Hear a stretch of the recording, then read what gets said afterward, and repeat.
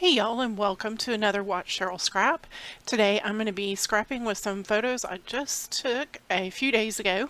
My son is turning 12 at the end of June, and he had an early birthday party. A lot of his friends end up traveling during the summer, so he didn't want to have anybody miss coming to the party, so we had it about a month early.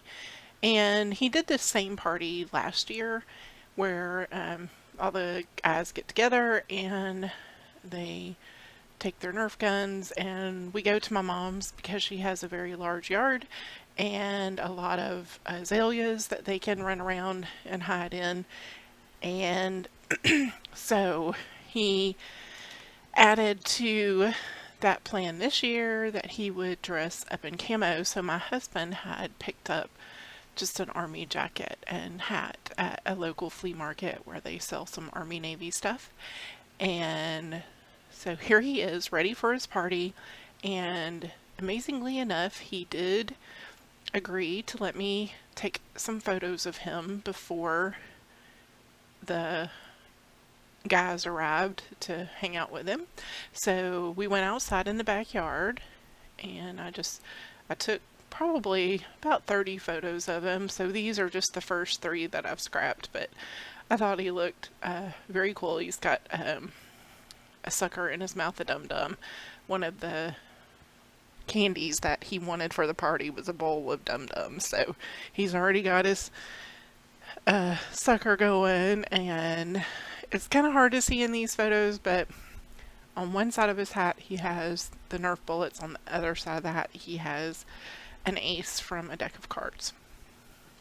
So right now I've just clustered the 3 photos, and for some reason I just really like to scrap with 3 photos. I don't know, I like the balance that it gives, and I find that I was looking back at some different layouts that I'd done, and I realized, oh gee, I'm using a lot of 3 photos. So I'm going to try to switch that up, hopefully, if I can, because sometimes you get in a scrapping pattern, and it's always good to shake that up from time to time. So we'll see if I remember to do that or not. So okay, the photos are clustered. I've gotten my title. It was already a piece of word art. I've flanked that on both sides with the 2 Nerf guns. I've got a target up at the top right, and I'm just kind of starting to fill in. Now I will remove the orange that's behind the target. I just found it was just a bit too much, and I wanted to add this little flare that says gotcha, so I ended up taking it off. So right now I'm just resizing the solid background paper because I wanted to have a little peek of that triangle pattern coming through. So that's what I've added there.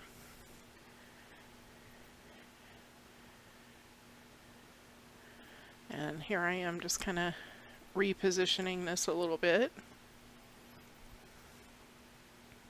And there's that gotcha, and you can see once I put it over the top of it, it's like, no, just too much. So I end up taking the orange off. And then I'm going to add some word strips as some of my final pieces that I stick in, and I think I add in some stitching, and let's see, I know stitching and the word art. Oh, another, it's like a traffic sign, so it'll end up going up at the top. And then I take this journal card. Instead of using it as a journal card, I just wanted the ready, aim, fire, and so I cut that out and use that as a word strip. So that's a good thing to remember, that you have the ability to alter things, especially in digital, to use however you want. So here's the stitching that I add. So I just have that, a little stitching below, a little stitching above, over to where it says good shot. There's a little bit there. And there's the dart zone traffic sign. And I find out where I want it, and I try to, because there's a dart in the way.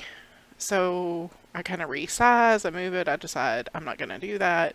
I just add a mask onto that particular layer and basically mask out that one dart. And then I end up duplicating and pulling up some more darts and moving the leaves around. And that's it, except for me adding my journaling and the date on the bottom. I hope you enjoyed watching this and it inspires you to create something for your own memory books. Thanks for watching.